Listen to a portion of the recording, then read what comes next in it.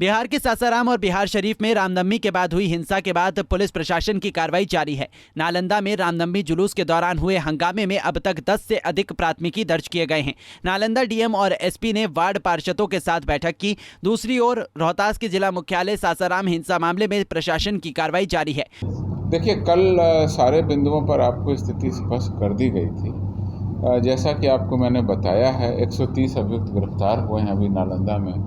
15 अलग अलग थाना क्षेत्रों में एफआईआर है, जिसमें लहरी थाना, बिहार थाना, अलग अलग थानाओं में एफआईआर।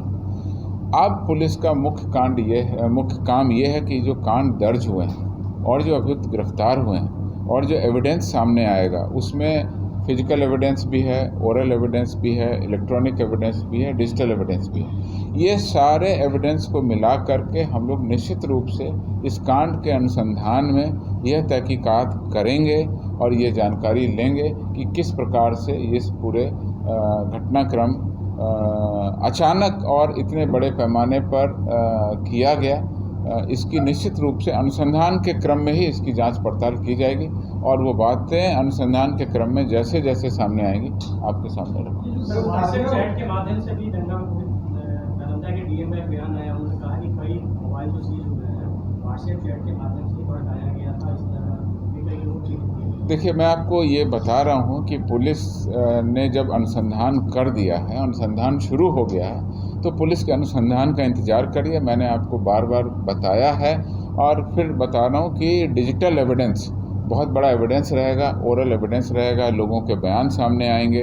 अब जब स्थिति शांतिपूर्ण हो गई है तो पुलिस कई लोगों से पूछताछ भी करेगी और पूरे घटनाक्रम को जोड़ के एक कड़ी से दूसरी कड़ी और तीसरी कड़ी अर्थात चेन ऑफ एविडेंस क्रिएट करेगी और हम लोग जो भी कार्रवाई करेंगे साक्ष्य के अनुसार कार्रवाई करेंगे। और पूरे घटनाक्रम और घटना का पर्दाफाश अनुसंधान के क्रम में पुलिस निश्चित रूप से करेगी।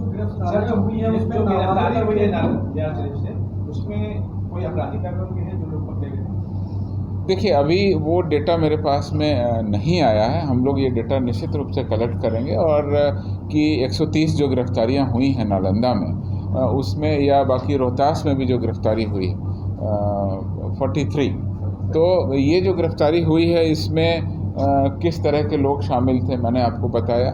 जो अभियुक्त हैं उनसे आवश्यकता अनुसार रिमांड पर लेकर पूछताछ की जाएगी, किस तरह के बैकग्राउंड है। वो लोग भी ये बता सकेंगे कि उनको किसी ने क्या उकसाया था या किसके कहने पर वो इसमें पहुँचे या कैसे पहुँचे। तो पूरा घटनाक्रम अब आप एविडेंस, एफआईआर, अरेस्टेड पर्सन के बयान, विक्टिम जो हमारे विक्टिम हैं जिनको क्षति हुई है उनके बयान और आसपास के जो हमारे बयान हैं उसके आधार पर हम लोग निश्चित रूप से कांड के अनुसंधान में आगे बढ़ेंगे। और बिहार पुलिस जब कांड के अनुसंधान में आगे बढ़ेगी, कोई नया तथ्य, कोई नया पैरामीटर सामने आएगा, आपको अवगत कराएंगे।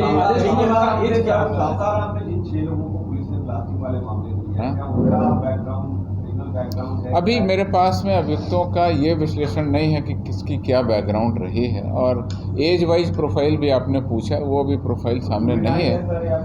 वो निश्चित रूप से जिला प्रशासन के पास में होगी, मैं कलेक्ट करके आपको उपलब्ध कराऊंगा। कई पीड़ित जो घर छोड़कर को विवश हुए हैं, उनका बयान आया है कि पुलिस की मौजूदगी में उनके घर में आग लगाई गई, घर को लूटा गया। तो ये क्या जांच की जाएगी कि क्या पुलिस की मौजूदगी में ऐसा हुआ? जिला प्रशासन और स्थानीय प्रशासन निश्चित रूप से सभी को सुरक्षा दे रहे हैं, कहीं पर कोई दिक्कत नहीं है।